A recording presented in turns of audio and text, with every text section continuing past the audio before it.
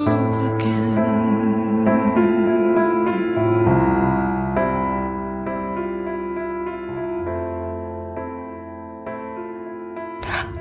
to the Sparkle Show. With us, we have two amazing.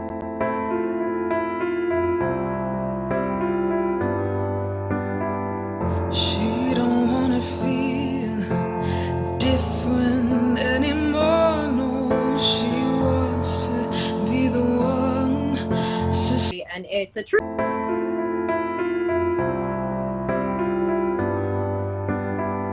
She don't wanna feel different anymore. No, she wants to be the one society can adore. And Lord knows what happened to the man with a broken heart.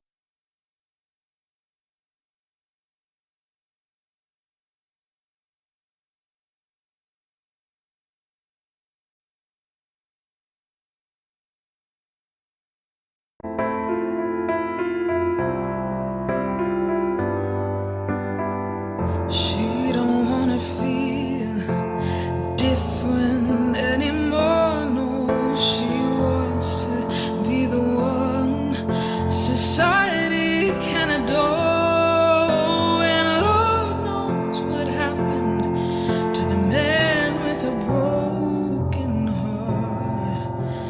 Do you hear him? Hear him crying?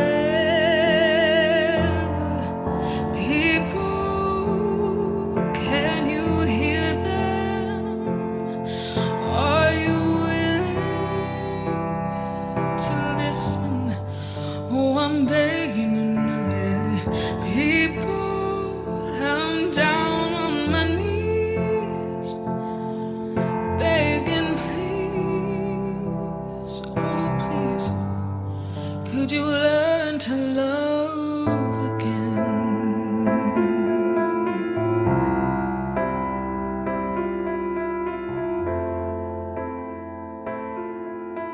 Welcome to the Sparkle Show. With us, we have two amazing guests here every Thursday at 4. Welcome to the Sparkle Show. With us, we have Reem Kadam. How are you, Reem? Hi, I'm doing well. I'm doing well. My gosh, just keeping busy in this quarantine. Keeping busy. You're always busy. You're like so busy today. You said you're on a deadline, writing a script. Tell us about it.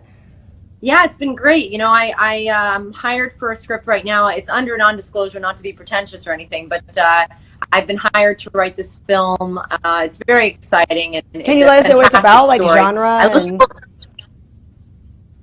On a book, that's kind of all I can say. I'd love to say more, later on when I can disclose more information. But it's a really powerful story, and it's a true story. I can say that as well. Nice. And it's interesting, when you're adapting a true story, the elements involved, because it's a precious thing. I've written a few true stories, and it's a precious thing when you're dealing with family or the real person or whoever is involved. You're dealing with people that are so close to it. So it's really exciting once you can meet that theatrical license and that cinematic license and the true story and combine them to make it the best possible film. It's very cool when you kind of get on that same page. Have you met with the people that this is based on? The person that this is based on is out of the state, so we've video conference. Yeah. Wow, but I haven't. We haven't met in person. How'd you get involved with this? Because really you're an exciting. actress, but now you're a writer. How did that happen? So basically, I've been writing for a long time. I started writing. I was inspired to write when I was in my acting class one day. My acting teacher had mentioned to get up and just do a monologue. And by the way, which way should I be looking? I know that's funny, and it's You're fine, guys, girl. so. I see you. Am I looking right? Am I looking over there? Girl, you're good. Okay, I'm looking over here. The show must go on. That was an improv moment. Just on the fly. We're just going like this. Yeah. Right? Who's on fourth? Who's on second? No. So basically, I started writing when I was very young, I guess not very young, but just, early adult life. I talk like I'm like 7 years old right now. Back in my day, when when I was a young girl, I found that very funny for myself. But no, You're an old soul, so you are like back in the day. Remember, we talked about this before, old souls. yeah, exactly. I know. So so I feel like writing is the creation of a world. It's a fantastic thing. I clung to it. It was the first story that really got to me was a story back in my day that was inspired loosely from my mom. And so it kind of just ignited something in me. I did a monologue in my acting class. About your mom? I got, yeah, I was kind of inspired by her, about this woman that was in, the Soviet Union. She was like in this jail, and her name was Petra, and I had like the accent like this, I was that, and the accent, and what's going on? What's igniting this for me? And I realized it was connecting back because my mom fled Iraq and escaped to the Soviet Union back when Saddam Hussein was president.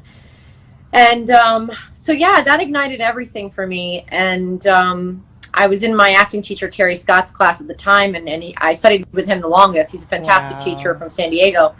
He's done like 100 film and TV shows, but he had probably the biggest impression on me as an acting coach, just because I've been with him the longest.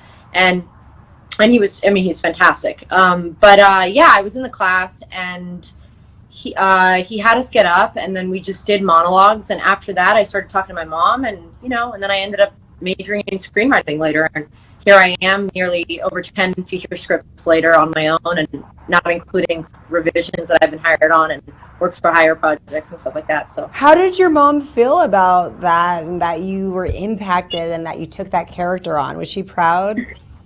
Oh yeah, like at first it was really funny because I remember my mom was like, I was sitting down with voice recorder, and I'll never forget couch, and I was about to record her, giving me her whole take on what happened. She goes, "You're really going to be in this?" "Yeah, Mom, are you kidding?" She's like, "Really?" I'm like, "Really?" Like, this is amazing. Like, you're a hero. That is so crazy. So, yeah, like I really likened her to like a Joan of Arc, like a Middle Eastern, because my mom was like very revolutionary. I mean, she fought against the regime at that time. It was something that was kind of very taboo to do that, and to kind of lead this, just lead a group of people to want freedom for their country and to want to have a voice. And, Saddam Hussein was like the Hitler of Iraq, and the Ba'athist regime was like, they were like the Nazis of Iraq. So what's your ethnic background? Your parents are from Iraq or Iran? I'm Iraqi, yeah, and I Iraq, so yeah, they're neighbors. Iranian would be like Persian, and they speak Farsi. People think I'm Iranian a lot because we look similar. Yeah, I bet. Well, you could play everything. Yeah, oh, thanks. Thank you, Sparkle. But yeah, so it's like us, our cultures, because you're Armenian, right? Right. Yeah, so there's like this like ambiguity, right? Sometimes yeah. People don't know what you are or something. I'm like, I'm human. That's what counts. So when she was going through all of that, she was in prison. Who was the one trying to imprison them? Well, what were they fleeing? Well, my mom actually was thrown in jail by the Ba'athist regime, and luckily she did get out and she fled the country. Within Iraq. In her position have been raped and killed. And yeah, my mom was thrown in jail. My mom's father, my grandfather, thrown in and out of jail. The revolution in his own right, and it really put a big threat on the family. And my mom's youngest brother, Mohammed, was actually killed by the regime, and she found out years later after Saddam Hussein was killed, and there was a list that came out, and it was revealed to us that he was in fact handicapped, and around 19 years old he was killed. So because he was back handicapped? in the day, he was handicapped by them, drugged, all those things, abused. I forget, there was ways that was found out, but it was a terrible thing. And my grandmother, bless her heart, may she rest in peace. I mean, I remember the Ba'athists would come to her home looking for my mother. My mother had fled the country.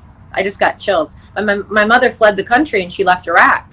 And, I wouldn't be here today. None of us would be here today, my brother and sister and I, if it wasn't for the fact that she was brave enough to say, I need to get the heck out of town. And they would come to the home, and my grandmother, she was a very simple woman. She had like 9 kids, bless her heart. And they would say, where is she? We're looking for your daughter. Where is she?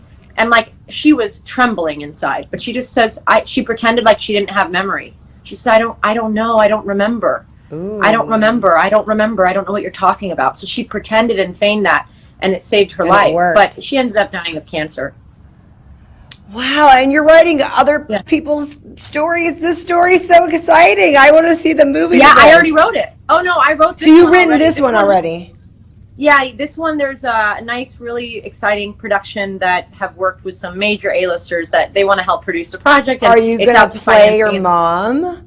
I would love to. Listen, at the end of the day, it'd be amazing. And, you know, having done Noel the Jewel, it goes in line with that, you know. But, yeah, that's my dream. It's a dream role. It really is. But I've come to the point, you know, Sparkle, that let's see what happens. And, you know, I'd love to play the role. And if it means that, you know, I take a back seat on the role because they're going to go to somebody else, give me a chance to screen test, baby, and I'll give you all I got. But when you write it, okay, so explain this to me. You don't own, when you write it, you sell it and then they own the movie? Do you own part of it because you wrote it? Explain how this works. Yeah, that's a great question. Basically, there's different ways to go about it. You can have an option agreement. An option basically is like they'll pay you some money up front for a period of time where they can shop the project, and they have exclusive rights to do it. So production company A, you know, just as an example, if you're Plan B, right, or you know, this is Brad Pitt's company. I think it was Jennifer Aniston and Brad's at the time. But let's say Plan B or Will Smith's company, they want to option your project. They'll pay you an upfront payment. And then it's an option literary purchase agreement. So basically, once it is in execution for the deal to move forward and for people to come in and want to produce the project and get it made and packaged, when it's financed, then you get the rest of your money. And it depends how the agreement is. You know, like if it says on the first day of production, you'll get the rest of your funds, and then you get a back end as well. You get points. So it's all according to how it's agreed by your representative and such. But typically, it's like a shopping period. They pay you for that exclusivity. You can't take it anywhere else. Sometimes you get it bought right out. You know, I mean, there's people that come out of USC, UCLA, you know, and come right out and then sell a script for over $1 million, you know. So Wow. It really just depends. So Yeah. regarding this project, Yeah. you said you don't have to audition for it. So you sold it to, and they own the rights? No. I haven't sold it yet. So basically, it's been in different hands in recent, you know, in the recent years right now. And the latest draft, actually, it's out to financiers in Australia. It has a rough budget right now, and then I have a big company that has produced some A-list projects that want to produce it. They all came back with like, oh my God, this project's amazing, and they talked to the sales company. They had 4 different coverages come back. Coverage is basically the notes that come back and feedback from a production company. So the head producer who was at a former company left, is now a head producer at a different company. He just produced movies with like Robert De Niro and a lot of other big stars. And he wants to be one of the head guys on it. So we're still working things out. You know, my financiers in Australia are confident there's money. And I'm also writing the novel version as well. So I am more than You're halfway done shopping with that the at the novel. same time, the novel and the movie? I'm not done with the novel yet, so but I'm almost done. And once I finish this script, I think I'm going to be hired for another script soon, so it's going to be a little busy. But I'd like to write the book as soon as I can, hopefully before the end of the year. Wow. I'm And you basically say more you're than trying to halfway stay busy during the quarantine. This is the Reem I know. No, I am. It's no, it's been busy. It's been busy. Yeah. I'm exhausted listening to this. I'm like, wow, you're my hero. Oh, you're so sweet. You're so sweet. I Okay, love you. so explain the movie where you won We all had these fun in Fresno, awards. by the way. We had fun in Fresno. I What was that? And in LA, I've seen you in LA too. The Yeah. movie that you won all these awards. You got to explain it. And can we yeah. all watch it now? So we were just in talks to go ahead and shop it to get it with distribution. They were dealing with some different things right now that they were deciding on what distribution to go For with. Jewel? And then for Noel the Jewel, and then the pandemic hit and all this stuff was coming down. So it's not available for the public yet. Oh, But, because it's gone to film festival. Is it still attached to the film festivals? No. We run festival portion in the last several months. Okay. So we just wrapped it, and we were actually just about to go out to some really great people. But right now, I think we're still going to go ahead and submit it to a couple of companies for distribution. We already have some interest pending. We just wanted to do like a really proper shopping of it. So yeah, let's see what happens. I think it'll all come into fruition for the public hopefully in the next few months.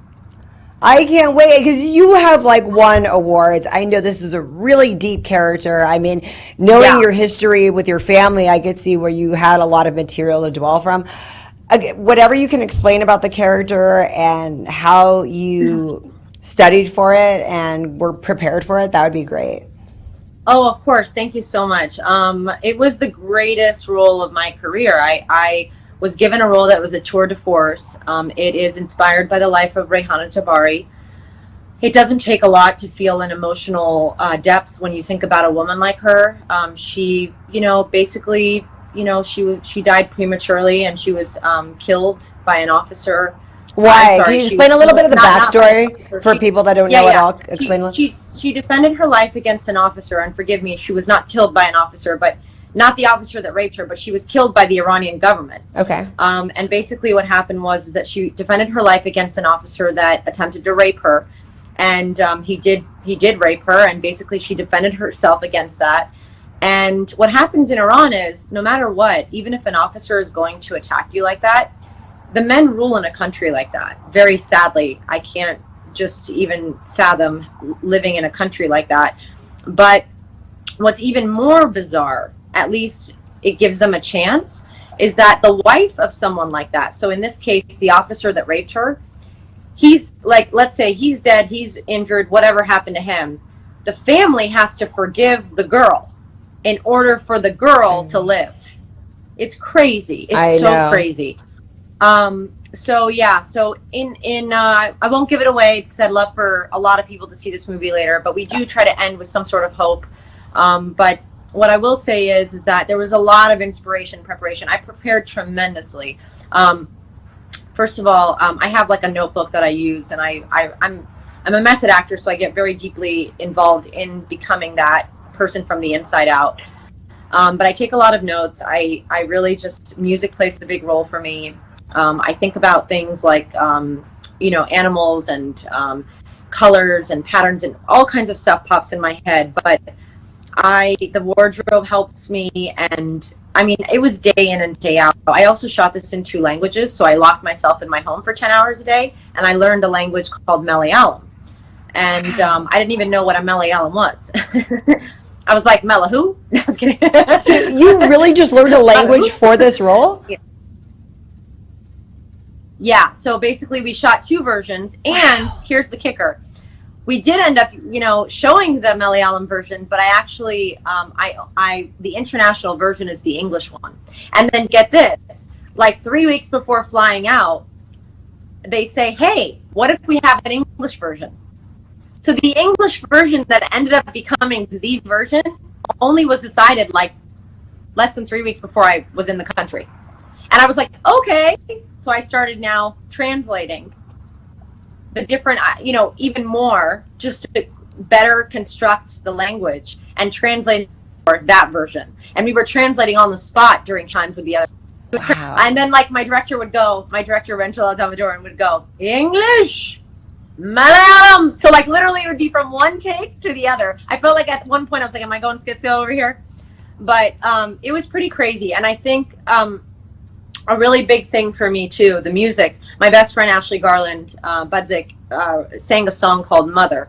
And we had a conversation, and there was a message that Rihanna left for her mother before she died. And it's an incredible message. It's online as well. And I told her, I said, hey, what if you did a song based on this? And she's like, oh my God, I love that. And it's on iTunes. It's called Mother. It played such a huge role in the emotional depth of my character.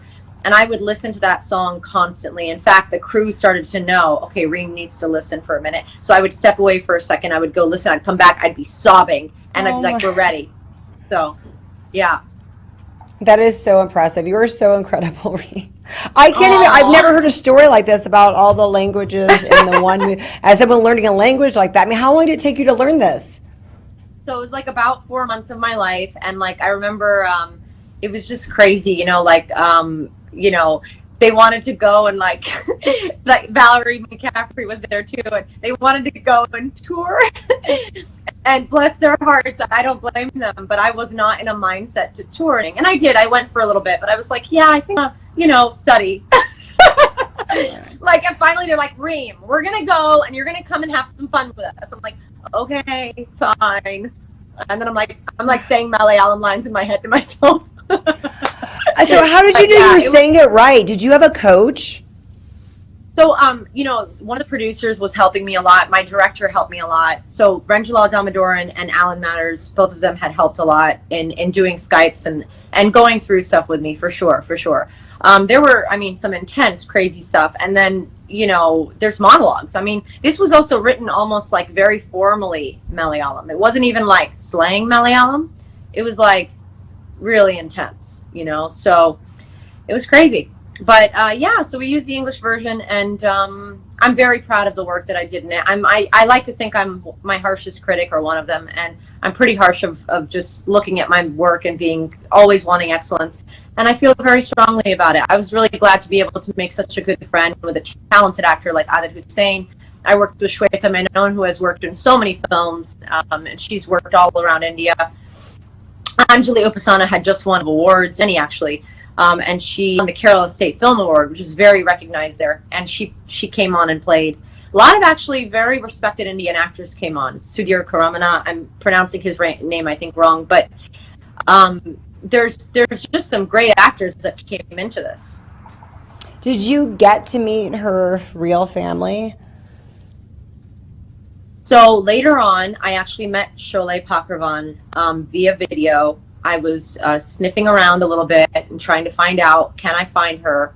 It was never during shooting. It didn't really hit me to go there. And I was so under the gun that I was like absorbed in just learning what I had to do, because I was dealing on an emotional, psychological level for the character and on a language level with the lines, so it was a lot, So I wasn't even actually thinking about, let me reach out and find out who's someone. It didn't cross my mind at that time. I guess I should have tried to seek her out beforehand. But, I remember why. My director was afraid of a terrorist attack. Seriously. Wow. What came down with everything, and we were in India, and then we went to a Middle Eastern country in Oman. If they found out we were doing a film that was going to defy a Middle Eastern government like that, it could be tricky. And there could be a potential attack, or they could have some sort of backlash on it. So we actually kept it under wraps for that reason. We didn't talk about Rihanna until afterwards. That's so crazy. Just the making of this movie is just as intense as the movie. This is like a really good behind the stories. To be honest, I actually want to write a comedy about the making of, and about an American woman like me going out to shoot a movie with the Malayalam language, because I have stories, girl. I have stories. I'm telling you, it's something else. It's funny. There's a lot of funny stuff. And there's, it would take theatrical license as well. So I guess people won't know exactly what's true and what isn't, but. You are funny, girl. I could see you doing some comedy. Oh, thank you. I have a line, I say, they tell me to do stand up, I tell them to sit down, But but I enjoy it. No, I've been told to do stand up, and you know what? I want to do it, but again, Sparkle, it's one of those things for me where I want to achieve excellence. And so I want to do a really great job, and I just don't want to just wing it. I want to have my jokes ready. It doesn't have to be perfect, but I want to get up there and be like, I'm ready. Like, here I am, hear me roar, So that if they don't laugh, I'll be like, I'm good. If they don't laugh, I think I just say, all right, fine, who can break it first? Reem, what can we expect from you this year, 2020? Oh gosh, I'm hoping that you're going to see a lot more of announcements with a couple projects of me as a writer, announcements hopefully in the trades of projects that are getting packaged with some stars. Taking it to another level right now with that. I'm hoping that you will hear more about some TV, some TV work that I'll be doing, and also other film work. I will say that I know we're in a pandemic right now, and I just want to say my heart goes out to everybody in this confusing time. I just saw an article by Deadline saying basically that they don't know where the industry is going to be exactly, but that there's going to be riders signed for kissing scenes, and people are it's going to be like an insurance thing where it's going to be riskier going into a high risk environment. Who knew that going onto a set was going to be a high risk environment because you had to touch lips with somebody else? I talk about a gun, but touching lips, I don't know. So that's where we're at, so I guess if they ask me to do a kissing scene, we'll ask for more money. I love it. Acting wise, is there anything we can expect from you in 2020 that's coming out that you worked on? Well, you know what? Right now, because I've been busy with the writing, there was some stuff pending, and then everything sort of hit with this pandemic. Right now, I don't have anything to announce specifically. There's a couple things in the works, but they're still under wraps right now. And health-wise, you look great. You've been doing some stuff. Tell us a little bit about what you've been doing. What you got going on. Oh, yeah, I almost forgot. You know what? It's an amazing thing. I'm promoting and endorsing a product. I was asked to come on board, and just the owner of the company, it's called Power Immunity, and the owner of the company said, I'd love for you to endorse this. And I told him that I would only do it if I basically felt that it was an amazing product. And I got to tell you, I've never tried a product like this before. If people want to know more, they can email power2immunity@gmail.com. That's power2immunity@gmail.com. And again, it's the number 2. And they can always inquire with you or something if they want to know more. And so how'd you get in this? This sounds exciting. Well, it's just, you know what? I've been big on health. He knew a little bit of my background because I was actually number 1 in sales when it came to like spa packages and health stuff. Back in my day, I was really, really strong in this. And now you're trying to act old back in your day. Reem, so your birthday, happy birthday, 21. Thank you so much. You're always 21 in the film industry, right? That's what they tell us. Right, exactly. Wait, very close to it, so it's okay. Do you have anything fun planned? You're going to go to San Diego, right? I'm going to San Diego as the plan. I mean, gosh, I make the joke, 6 feet apart, clubbing in the quarantine, just kidding. I know I had my birthday at the end of March. I feel your pain. It was like, what are you going to do? And then people were like, what are you going to do? And I'm like, is this a joke? Yeah, exactly. Exactly. It's like, it's just crazy. It's crazy what's going on. It's a different world right now, but it's going to be great. Honestly, I just make the best of everything. As you can see, I'm not busy at all and have nothing to do. Right. No, this is what I love about you. It's like, when you're that kind of person, you persevere. And I mean, you played these deep characters that were in prison. So you're kind of like, how to put your mind above your appreciate life. Yeah. Well, it definitely helps you appreciate life. It's, right? I feel like, when you go through something like that, you kind of look at everything, and we always have to constantly be reminded, I think, as people, like, it's all relative, but at the end of the day, guess what? We do have shelter, we do have food, we have a lot of things. We look at the homeless that are sitting on the street during quarantine, and we say, wow, we are lucky. We have this right now. You and I are communicating 3 hours away. Absolutely. We're like face to face. I know. People are watching. I know. We got to do another Fresno. We got to do another reunion with your mom, Tara, for sure. Oh, yeah. My mom loves you. It's a big. I love her. It's a good little community that we've built. Definitely. For sure. And Fresno, I really enjoyed. Like, I actually really. Let's talk about Fresno for a minute. I shot a ball. No, really though. Oh, am I interviewing? Oh yeah, you're India. No, you're India. Your India music video. That's what you're gonna talk about, right? Right. And you came. That's how we connected in Fresno, and basically, that got picked up by a very big company. It's slipping my mind, but they're like one of the top 3. Zed India. My co-actor and the director producer is like, how? He's probably thinking to himself, how can you not remember? But it's a very, very big company. This is what I love about you. It's like saying MTV. This is because I forgot what you played every race. That's why I'm like, wait, is she this? I knew you were in India, but I was like Iraq and Iran, and I'm like, oh my gosh, she's played literally everything there is, and I love it, and you adapt to it so well. Thank you so much. Thank you. Meryl Streep's my hero, so I mean, who doesn't love her, right? I mean, she's unbelievable. So at the end of the day, if I can have a thread of her career, I'll die happy, and hopefully I can write myself some rules that will allow that. You're winning awards like her. And did you say you mentioned her in your awards and your speech? I might have mentioned her in one of my speeches, and if I didn't, you did. It's more reason to get more awards, so I can start mentioning her. I know your speeches, girl. I know your speeches more than you.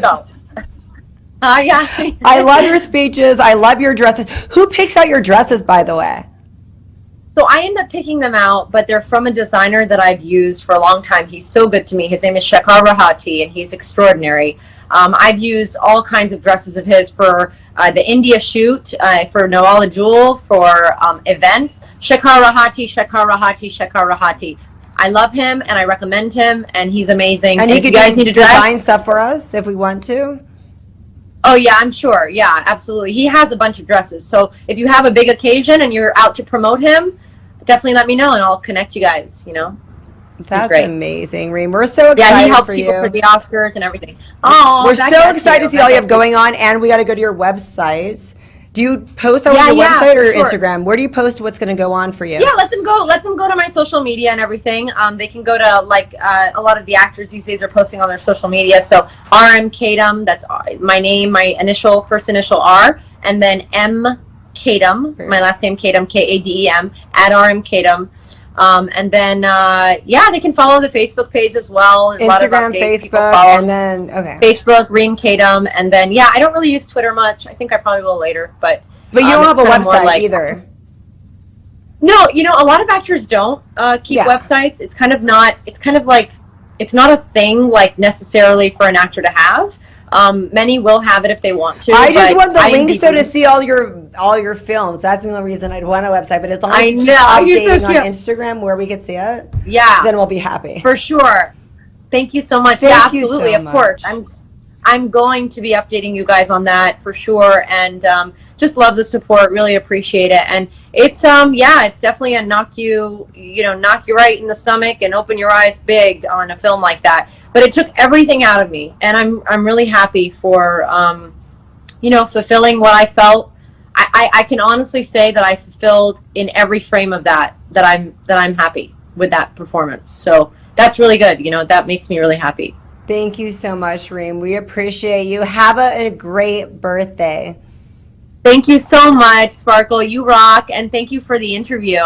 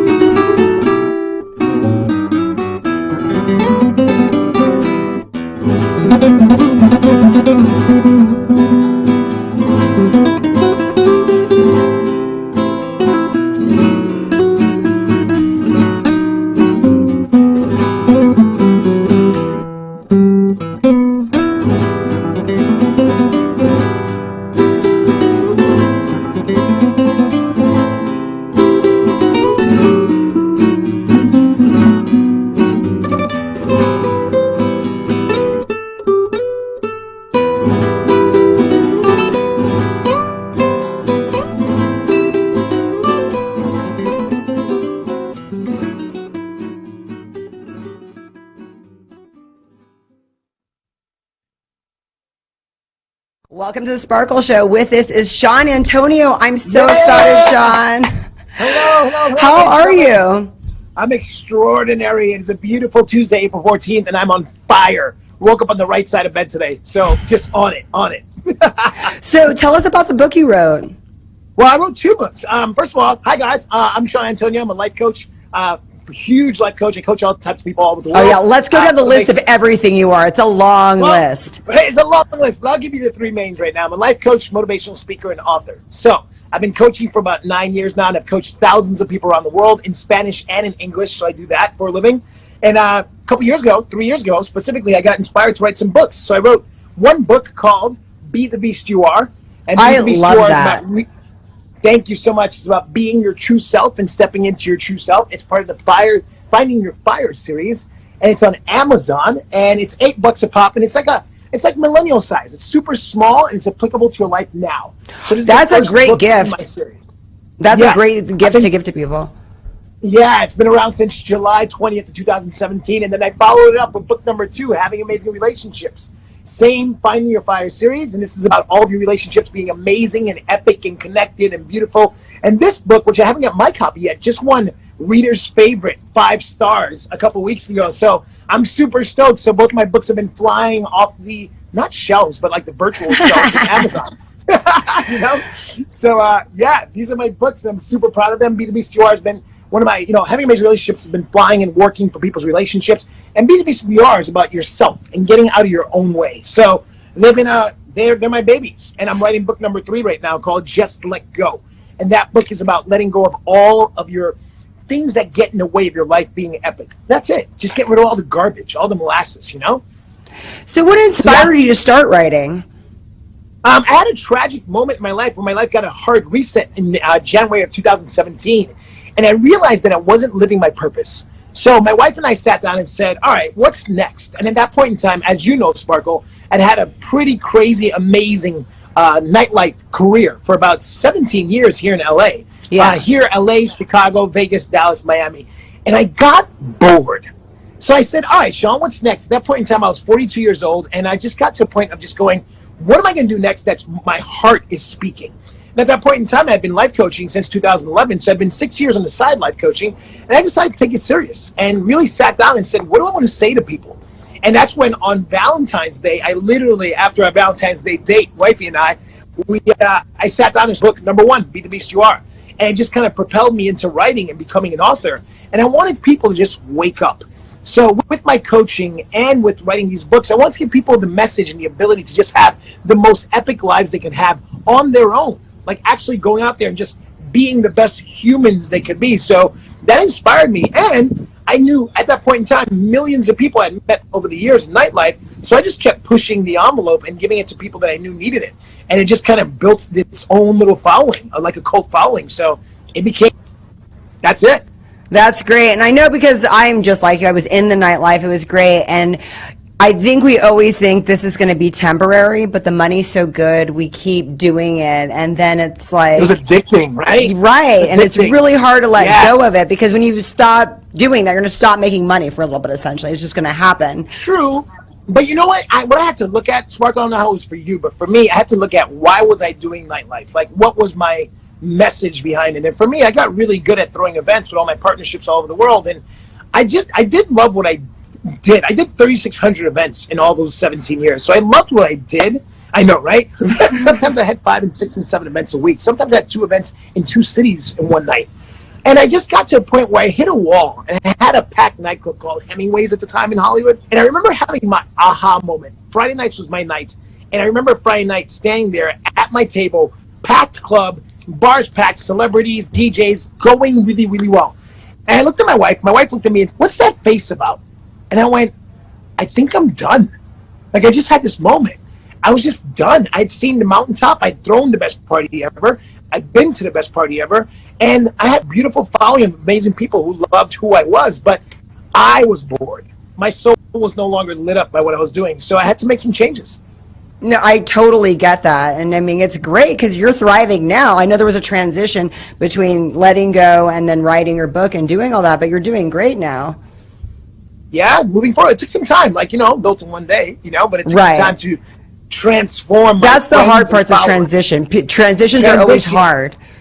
Yeah, well, you know what? I call it challenging. I don't use that word hard because hard is a definition that we put in front of ourselves to stop us. But it was a challenge to tell all my people out there in the world that know me as Sean Antonio, nightlife guy, to go, hey, guys, I'm a life coach now. And I've been a life coach for a long time. I just never told you, Right. And then started writing a book. And I'm like, how do I write a book? And I had to learn and do my homework and what my style was going to be, what my message was going to be. So my wife, Alicia Antonio, the goddess of awesome, she taught me how to just sit down and focus. And that was the hardest part for me because I'm such a hyper person by nature. I know. So to sit down, I know this is how I am all the time, So to sit down and get really focused and tell everyone, hey guys, I'm no longer doing nightlife. I'm actually doing this. And it was really great because a lot of my friends and supporters were like, Sean, you've always been a life coach. You've always coached me and given me great advice, but now you just have the title. So now, 2020, I have friends I've known for 20, 15, 25, 10 years. They're now like, hey, Sean, I'm ready. Let's go. And they've been calling me, and I'm coaching them, and they're changing their lives. And the pandemic has slowed them down so they can actually reassess what's happening in the world. So it's been phenomenal. Oh, yeah. I think the timing right now of this book is great because I think we're all in that boat and we need some motivation and encouragement. We are. We also need to make just really deep guttural changes. Like what's our purpose? Like what is your purpose? I know my purpose is to change the world. So I do it through my coaching, through my books, and through my motivational speaking, which is on hold now because I can't travel. But what is our purpose? And that's what the biggest thing I've been kind of really pimping to everybody is like, hey guys, what are we doing? What were we chasing all that time? And that before pandemic quarantine happened, right? What were you doing with your time? What were you doing with your life? How are you treating your body, your soul, your relationships? Like, what was your point of living? And it's just been a really great time to look at that and make active changes. So I'm the guy leading the charge. I'm like, let's go, guys. Come on, let's go. Let's run. Let's do it. So it's going. It's happening. Well, you were always really positive from what I remember, and you didn't seem to get stressed. People don't understand how stressful it is to throw these events in LA, and they just see the party. They see the end result. They don't see what goes into it. And I remember being stressed out a lot. And I'd look at you, and you were never phased. Like, you just kept going. Never. You know why, too, Sparkle? I never took it personal. I always, I trusted myself to know the answer to things. And if I didn't have the answer to things, when event breakdowns would happen, or systems like, speakers would go out, or DJs wouldn't show up, or celebrities would drop the ball, or somebody was too drunk, or whatever it was, right? I kind of never took it personal. I just went, all right, how do I solve this? And I don't know if you know this, but they used to call me the fire starter, because I used to be really good at starting parties, but they also called me the fireman, because I used to put out fires. So anything that would go wrong, they'd be like, oh, Sean, can you handle that thing, or handle that, or get on the microphone, say something? So I became so used to being the guy who they came to solve problems that I don't know, the smile was permanent, because look at what we did for a living. We got to throw events and be part of parties in Hollywood, California for that long, and make great money, and, live an alternative lifestyle where we didn't have a 9-to-5, or we were our own bosses, That's Right. awesome. That's awesome for me. I think that's amazing. So did you completely step away from it? Or do you do events here and there? I did. I am no longer in events at all. What I do Not even game night? Occasionally. Yeah, no more game night. I love that. 5 years. Game night was great. That game night was all over LA for 5 years in different venues, and it was great. Board games, 40, 50, 60 board games, and sometimes 100 of us, sometimes 20 of us, and it was awesome. Yeah, so basically, for our audience, we would play board games at big venues, so especially at that one place across the street from Pizza. Yeah, well, was that across the street where all the celebrities were going out of with the ivy all over it? Yes. Yeah, we were talking about on La Cienega, right by Waring, north of Melrose. Yes, we were at Stonefire Pizza for, about a year and change. Maybe so there we all these intellectual, game people, but then they're having the Hollywood. So it's funny how we did it all in that little area. It was a great mix. And yeah, that's what it was, guys, for all you guys out there. It was people bringing board games, or, I think one night we had 180 people there playing board games at Stonefire Pizza. But I moved it around, and people would play board games and connect and go on dates, and we play games like Never Have I Ever and get people in trouble, and it was awesome. But right now, to answer your initial question, I actually consult in nightlife every once in a while and help people get their stuff on point. Obviously, everything's frozen right now. No one's open, right? But doing some gigs and help some people get themselves fixed in what they wanted. I give them great direction. I help design. I bring parties to them occasionally. It's not my thing anymore, but I still have the skill set and I still love it. Was your daughter part of what inspired the change? You're cute. Viva. Yeah, Viva Jean. She, you know what? When we got pregnant, because we got pregnant on purpose, we actually planned it, slowed down, and did everything on purpose and got pregnant, right? For me, I knew that at that point I wanted to be around for my wife and daughter when we found out it was a girl coming. So I knew that nightlife had to kind of shift for me. I couldn't be in nightclubs 4, 5, 6 nights a week. It just couldn't. That lifestyle just doesn't, sustain and be and the then father. She dictates your sleeping pattern. No, she used to the first couple of years. Yeah, not anymore. Now we're golden. Now she's 4.5 years old, so there's a different routine. But we definitely been kind of killing it with the whole pandemic. We've been up till 1 in the morning watching Disney movies. But we made a really considered change. So we just stopped nightlife in general and just said, all right, what are we going to do to continue to thrive and be awesome, and what skill sets? So my wife also, Alicia, is a writer as well. So she writes amazing books that are out on Amazon as well. You type in her name, Alicia Antonio, and you'll find all types of books. She writes children's books and fiction books. She's actually writing a post-apocalyptic young adult dystopian series right now. It's coming out soon. So she's writing some crazy stuff. So for us, we knew that becoming parents, we had to slow down consciously. So she was a part of it, but we were already kind of on that, trajectory to go there, And she's a little mini you, your daughter. She looks just like you. She looks like a little firecracker. She is. She's amazing. I recently picked up Portuguese just because I found that I'm part Brazilian as far as my ancestry. So I now speak Portuguese. I'm Spanish and Dutch. I don't know if you know that, but I'm Panamanian and Dutch. So I grew up speaking Spanish and Dutch and English, and now I have Portuguese. So I speak all these languages to her, and she's just sponging them up. We're speaking in all types of languages in the house, and it's awesome to watch her because wifey's Australian. So we have this, this hybrid little girl who's just a sponge for everything, and it's been awesome to watch her grow. Really That's great. amazing. So what's next on the agenda for you? Yeah, well, you know what? Right now, I'll just plug my social media. Right now, I'm at the Fire Series for all you guys out there to follow me. I'm at the Fire Series, TheFireSeries, and the Fire Series is where I post 5 days a week, different motivational and inspirational things about my company. What is that? Is that the Fire Series? Is that podcast? It's at Instagram, on LinkedIn, on Facebook. Those are my profiles. You can find me on as far as my social media. I have a Patreon page as well. You can find me there. I have a Mighty Networks page as well. So you type in Sean Antonio on any of those platforms, you can find me. So if we Google Firestarter, that can come up too.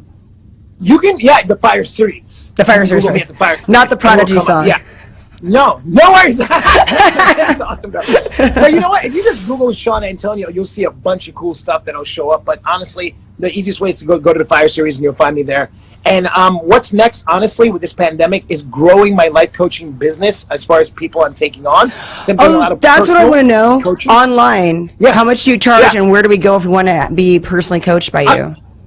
Well, it depends. I work on deals. It's a sliding scale. It goes from $100 an hour to $300 an hour, depending on what the person needs and how much work it's going to take. Do you do group sessions? I do couple sessions right now. Oh, that's awesome. Do group workshops. So I do couples. I do one-on-one coaching. I do mediations. I do all types of stuff. Whatever level of ship you're at, I do coaching with that as well. I've coached a ton of couples in the past couple of years that are going through many stages in their lives. So I do that as well. But right now, like I said, my range is anywhere between $100 to $300 an hour, and depending on what we're working on. And I do series of 12 sessions. That's how we set it up. Or we do one-offs, or we do a month. And right now, because of the quarantine, I'm being super flexible with people's availability. We're doing it just like this right now. Right. And my motivational speaking, obviously, is on pause right now until we start traveling. But I am writing book number 3, which is Just Let Go and the Art of Letting Go of Our Attachments in Life. So that's super exciting. That's the book I just started March 1st. I'm writing that one right now. And it's just flowing out of me. So that's awesome. A problem we all have. So that's good. Yeah. We all get attached. That's where I started. I realized my attachments, when I first rubbed up against writing this book, I'm like, where am I attached in life? And I looked at all the things that I'm committed to, and looked at where I really thrive and where I struggle. And I looked at all the places I struggle, and we all struggle in those parts. So that's what I've been focusing on too. And I have a teachable school online for my courses, guys. So I have some free courses online. One is called Reset Your World, and it's the perfect course to do right now. Reset Your World is designed to be done. I released it last April 2019, and it's a free course, and it's designed to be done in 1 month. And it's really a cleansing and a detoxifying of your life. It's a free course. And I was trending in India last year at one point because everyone in India was just buying it. Like, it was free, obviously, but they're like, oh my God. And this one girl did it in 24 hours. I don't know how she did it, but in 24 hours, she did a course I designed to be done in a month. So it's a great course. So I have Reset Mindset online as well. That's a $600 course you go on. It's about resetting all this stuff, all the traumas and PTSD and the stuff that's all in your head that you've just been wrestling with and struggling with. It's a great online course, and it's designed to fit into the crevices of your life. So it's not work per se. It's just resetting everything. They have this thing called mini volcanoes where if you have volcanoes, I call upsets. You know when you get upset, it's like a explosion. Oh, yeah. So, you know you know, right? So we have this thing called mini volcanoes on there. And they're easy 10-minute little interval videos to kind of get you through volcano moments where you get upset. Because all my clients, I give them this option of 24/6 because Sunday I'm off and I decompress and refuel my soul. 24/6, if they're having a moment, it's called a volcano. Where they're like, Sean, I need you. And I call them, and we get through it together, or I text them, and we get through it together. And if they have a win, it's called an avalanche. Like, oh my God, I had a win, Sean, based on the coaching you gave me. My mom and I are talking now, or I found the man of my dreams, or I got my dream job, or I completed that trauma from being molested or raped or whatever it may be. So I go there with people. We go really deep. I call it the rabbit hole. So we go down the rabbit hole when I coach you, and we get really authentic, and we get all that trauma out of the way. That's my specialty, is getting all the stuff out of your way that you've been holding on to, that no one works for you. Where do we go when we want a one-on-one session with you? Do we DM you on Instagram? You email me or DM me. You call me. You can email me at SeanAntonioBooks@gmail. ShawnAntonio. Okay, Sean Antonio Books at Gmail. Okay. Yeah, you can just email me there personally, or you can just reach out to me on Facebook or DM me on the Fire series, or like I said, just straight email. I'm a personal call kind of guy. So if I get your email, I'm just going to call you and say, hey, Sean here. What's up? Let's go.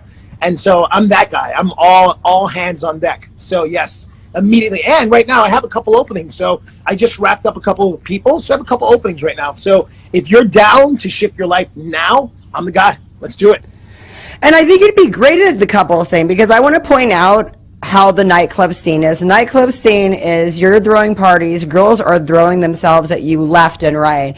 And Yes. you always had your wife by your side. You were always super Yep. loyal to her. You never looked at anybody. You know, you'd give everybody, hey, what's up? You were never flirty with all these girls that would throw themselves at you. And I think Yeah, that's 'cause- great. And you survived, your relationship survived that nightclub life.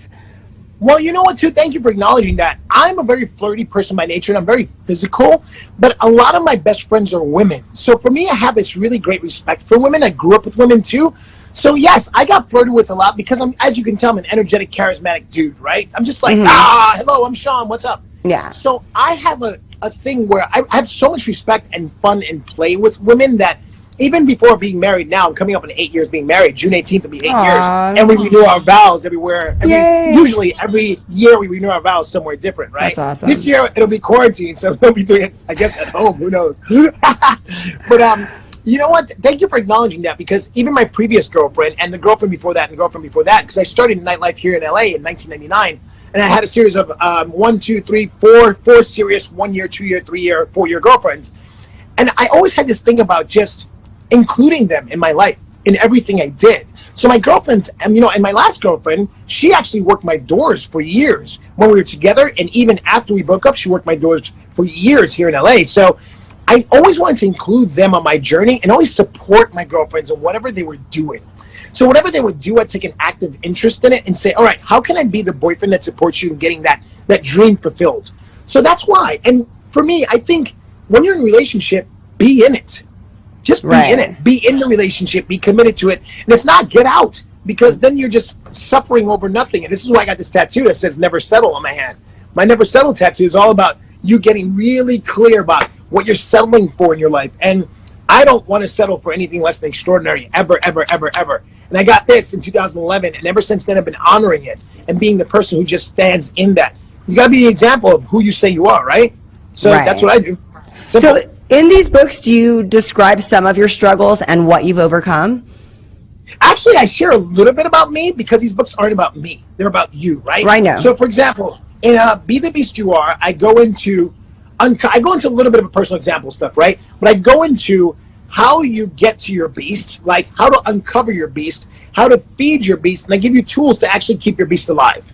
So this is what this book gives for you. So it really, whatever your beast is for you, you can uncover it in these pages. And it's a very how-to. Like, for example, my chapter 2, one of my favorite chapters, is about human noise. All the noise in our heads that run us, that actually get in the way. Just all the things that, and we all have it. I say it here. We all have it. It's human noise. We all have it. And it's really, honestly, each chapter is like 2, 3, 4 pages, and that's it. You get into it. So I give you tools to actually activate the breakthroughs in your life. So that's what this book does. And then having amazing relationships, I go into 8 different areas that we call relationships. First of all, I start with ourselves. So with you, right? So how's your relationship with yourself? That's where I go first. So that chapter is the biggest because from you comes everything, right? We are the source of how our life goes, right? And then I go into our parents or parental figures or grandparents, or if we were foster kids, whoever your first 2 people or one person that raised you or inspired you, I go into a relationship with them, whether they're here or not, if they died or not.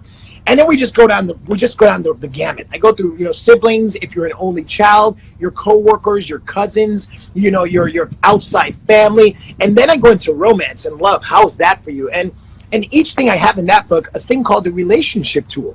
So we talk about the what, the why, the how, the when, and where you may have been blaming other people for how your life goes and other things that get in the way of you being truthful. So I take you there. And every time that you hit a wall or a border or a thing that you think is an outside circumstance, I have you turn the finger at yourself.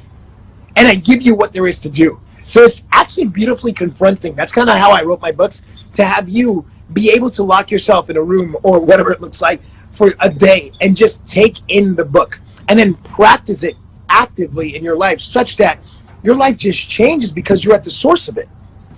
That's the way I do it.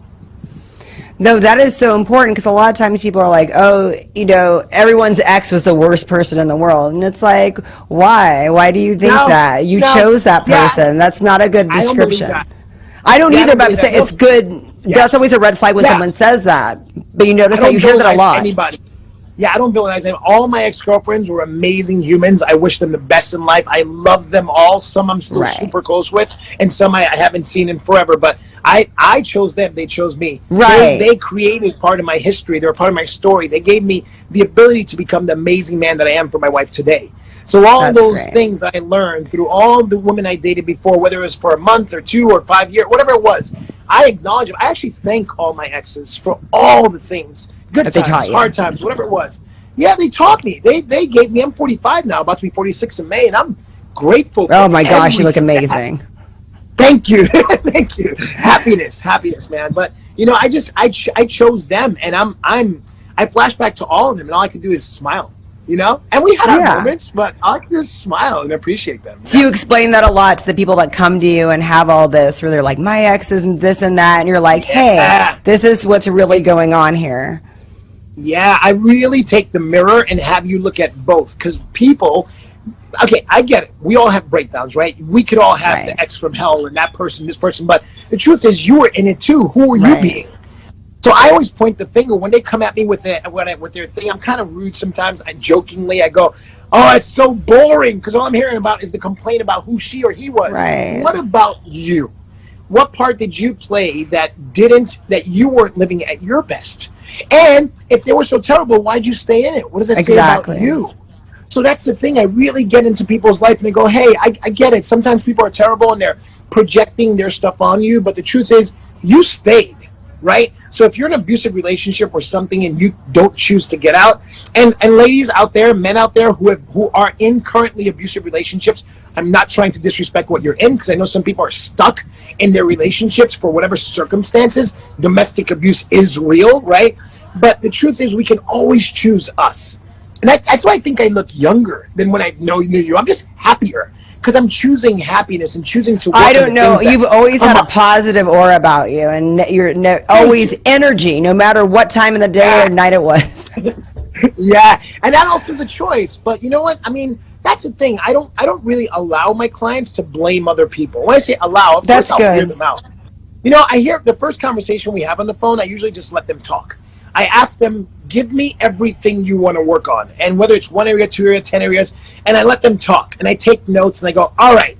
And then we get to work. And within 12 sessions, your life is unrecognizable. And my mantra lately is, I want to be your life coach that becomes as useless as possible as soon as possible in your life. That's because I don't want to coach you forever. I don't. I love that. I want you to go out there and live your life. I want to give you my books. I want you to do my online courses. I want to coach you for 12 sessions. And then let's just be friends while you're crushing life. While you're out there just going, bah, bah, bah, like that's what I want. So I don't believe that it's anyone's fault until you hold yourself accountable for what it is. You got to hold yourself. You got to be responsible for it. That's a very big and important word right now, accountability. Accountable. Responsibility. We got to be that. And if we're not going to be that, it's not going to work out. That's just that truth. It's that's the way I look at it. I love that energy. I mirror people. Yeah, I put people's mirror in front of them, because it's all of our faults, right? It is. When we're in something, we have to take responsibility for being in. That's it. Well, and that's what I love about you, and that's why I think these books are going to be good, and I really think you walk the walk just because you're still in LA with all the distractions. A lot of times people are like, oh, we're going to move, we're going to put our kids here and there, and you're like, no, you could be anywhere and be the best you, and I like that. Yeah, it's all about you. Wherever you go, there you are. That's been a mantra I've had forever. Wherever you go in the world, there you are. So wherever you show up, it's on you. It's not about the circumstance or the reason, and that's what we've all told ourselves over the years. Humans we've all enrolled each other in that. It's about the circumstances, about the reasons, about the story, it's about the past. No, wherever you go, if you're awesome, you're gonna be awesome anywhere. That's it. It's up to you to not suck. I want to write a book called Just Don't Suck. But I'm not going to. But I think that'd be a funny book to write. Like, just don't suck. I love that. Well, no, and I like that too right now because everyone, we can use the quarantine as excuse, but it's still, we still have our own minds and we can go beyond even if we're stuck at home. Yeah, very, very true. I agree with that. So that's why it's a good time to buy your book right now. And I want to get some for my friends. Yeah, go on Amazon. They're $8 a book. I made them cheap. I like that. Affordable. I wanted them to be $8 just so people can buy them. There's no excuse as to why everybody could have $8. I'm not saying everybody does, but no, and I love it because like for Christmas, I could give everybody a book, and it's like for $100, I can give 10 people books. That's pretty dope. Exactly. Dude, Sparkle, I've had so many of my friends buy 10 packs and 20 packs. I had a friend buy 40 books one time. I autographed all of them. He has a law office, and he just gave them to his clients. He's like, hey, this is for my friend. He's an author. Here, this is just a gift for you being my client. He bought, and I went over there with a big box, signed them all. He bought a bunch of. No, that's good. And I'm a personal trainer, so this really goes hand in hand. What you wrote. Do you write anything about fitness? No, but I write about the discipline it takes to be fit. Does that make sense? I write about the mindset. Because I know you're so fit, and I know you went your cleanses and you did all that. So I just didn't know if you put any of it. Yeah. No, I don't in these books specifically because I don't consider myself a fitness guru. I consider myself a discipline guru. Or as one of my clients calls me, a lift up guru. He's like, every time I need you, I call you my lift up guru. But yeah, so it's been awesome. So I want to end with this, Sparkle, if this is okay with you. I just want to plug a couple things. This year for 2020, I want to know what everybody is doing to really up your game. Even though we're all in this quarantine, what are we doing to really step our life up, and who are we going to become coming out of this? I want everybody to walk out of this being the person they've always dreamed of being. No excuses, no bullshit, no stories, none of that stuff. Come out on fire, like lit up and doing what really makes you happy. So take this time to reinvent and redesign yourself such that nothing stops you from being that. And if you struggle, look up my books on Amazon and you'll get them. And if not, email me, and you can buy my books and email me, SeanAntonioBooks@gmail.com, and I will coach you personally. Reach out to me. And that's what you can do. And follow me in the Fire series on Instagram, and it's game on. It's game on. Thank you so much, Sean. I appreciate this. You just lifted up my day. Yay, good. Well, let's do this more often, you and I, Sparkle. I'm down. For sure. And thanks to all you listeners out there for listening and taking my crazy ass energy. I never stop. That's the way I am. So, game on. Thanks, Sean. You're so welcome, Sparkle. Great to be with you, and I'll talk to you soon. Thanks, guys. Bye. Take care. Bye.